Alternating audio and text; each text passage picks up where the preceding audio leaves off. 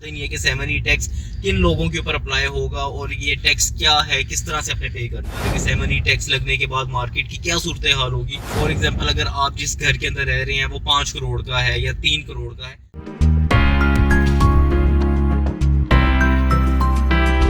बिस्मिल्लाहिर्रहमानिर्रहीम, अस्सलाम वालेकुम। उम्मीद करता हूँ आप सब लोग बिल्कुल खैर औफियत के साथ होंगे। तो आज हम लोग बात करेंगे 7E टैक्स के हवाले से। 7E टैक्स की इस टाइम मार्केट के अंदर बहुत ज़्यादा इस टाइम क्वेश्चंस आ रहे हैं, बहुत ज़्यादा पूछा जा रहा है कि 7E टैक्स लगने के बाद मार्केट की क्या सूरत हाल होगी।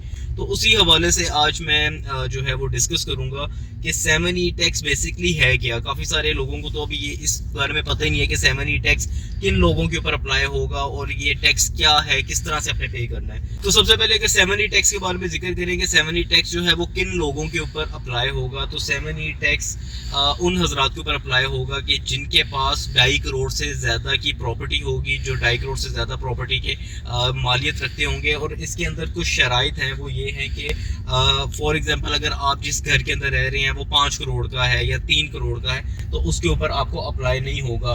या आप किसी ऐसी फैक्ट्री चला रहे हैं जहाँ से आप बिजनेस जो है वो जनरेट कर रहे हैं, आपको उसके ऊपर ये टैक्स नहीं पे करना पड़ेगा। या आपका कोई खेत है, कोई फार्म हाउस है जहाँ से आप बिजनेस जनरेट कर रहे हैं, तो आपको उसके ऊपर ये टैक्स अलाउ जो है वो आपको नहीं देना पड़ेगा। ये टैक्स आपको उस सूरत में पे करना पड़ेगा कि अगर आपके पास घर, आपकी फैक्ट्री है जहाँ से आप बिजनेस ले रहे हैं, उसके अलावा आपके पास कोई प्लॉट पड़ा हुआ है जिसकी कीमत 3 करोड़ है, तो उसके ऊपर आपको ये टैक्स पे करना पड़ेगा।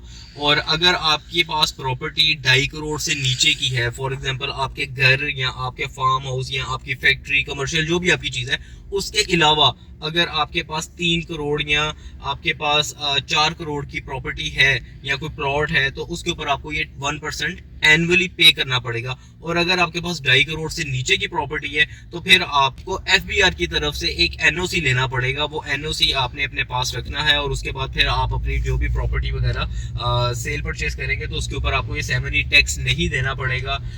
और ये सिर्फ DHA के अंदर अप्लाई नहीं है, ये आपको ओवरऑल इस टाइम जितनी भी सोसाइटीज़ हैं, जितनी भी किसी भी जगह पे अगर आप परचेजिंग करते हैं तो आपको ये टैक्स पे करना पड़ेगा।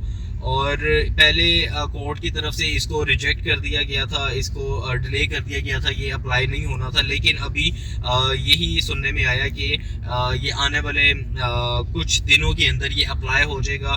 पिछले कुछ दिन पहले तो हमें ये न्यूज़ मिली थी कि ये 1 से 2 दिन के अंदर अप्लाई हो जाएगा। और आज अभी ये मार्च का मंथ चल रहा है और अभी सुनने में ये आ रहा है कि इसको एक्सटेंड कर दिया गया है, ये अप्रैल के फर्स्ट वीक में या अप्रैल के बिल्कुल स्टार्ट के अंदर अप्लाई कर दिया जाएगा। तो अब अगर हम लोग बात कर लें कि 7E टैक्स लगने के बाद मार्केट की क्या सूरत हाल होगी, तो 7E टैक्स के ऊपर पहले भी काफ़ी ज़्यादा चर्चे हुए थे, पहले भी काफ़ी ज़्यादा जो है वो मार्केट के अंदर रूमर्स आ गए थे। तो अभी 7E टैक्स जब अप्लाई होगा तो ऑब्वियसली मार्केट के ऊपर एक इम्पैक्ट पड़ेगा। मार्केट के ऊपर जो है वो यहाँ पे जो ट्रांजैक्शंस है, ऑलरेडी मार्केट अभी कोई इतनी स्टेबल नहीं है। मार्केट के अंदर बिल्कुल जो है वो स्लो यहाँ पे ट्रेडिंग हो रही है। और इसके बाद तो मार्केट जो है वो थोड़ी सी रुक जाएगी, स्लो हो जाएगी। यहाँ पे इन्वेस्टर जो है वो बिल्कुल आउट हो जाएगा, क्योंकि एनुअली जिसकी जो प्रॉपर्टी होगी उसको उसका 1% पे करना पड़ेगा। और इसमें ये भी है कि अगर आपने 1 साल पे किया है तो आपने उसको अगले साल फिर पे करना है, ये आपने एनुअली पे करना है। ये नहीं है कि आपने एक बार पे कर दिया और उसके बाद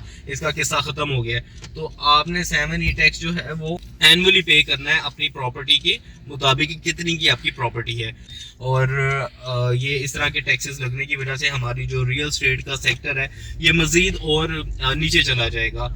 तो ये एक बुरी न्यूज़ है, एक बैड न्यूज़ है हमारे रियल एस्टेट सेक्टर के लिए, हमारी प्रॉपर्टी की जो फील्ड है उसके लिए भी। और काफ़ी सारे लोग इस बारे में डिस्कस भी कर रहे हैं। तो मुझे भी काफ़ी कॉल्स आई थी, तो मैंने सोचा कि मैं इस वीडियो को बना के आप लोगों को अपडेट करूं कि 7E जो टैक्स है वो बेसिकली है क्या और किन लोगों के ऊपर अप्लाई होता है। तो आई होप कि मैंने इस वीडियो के अंदर आपको समझाने की कोशिश की है कि आपने 7E टैक्स जो है वो किन लोगों पे अप्लाई होगा और किन लोगों पे नहीं अप्लाई होगा।